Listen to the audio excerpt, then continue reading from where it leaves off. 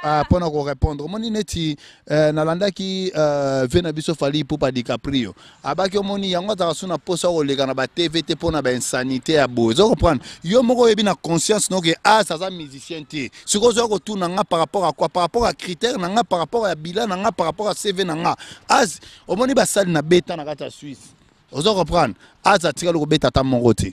Vous comprenez? Ah, yoka, tout ça bien, comprendre. On bat mutsusu, on question pessinga, elle aura perte de temps inutile. Vous comprenez?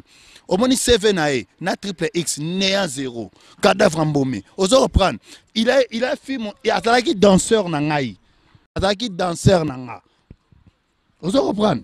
Donc, mon tonto sur la boue, vous peux bililia. Au balancer n'engue nazo longolise bilamba ngala bete babiloka edingwe moto na ngenge yaona le ba kira mikolo mela mai na memi ngambo ya makambo linga te yango ya le charisma fion triple X pas pour les filles man na komba ya love ya triple linga kande na première round na komba musique ya triple linga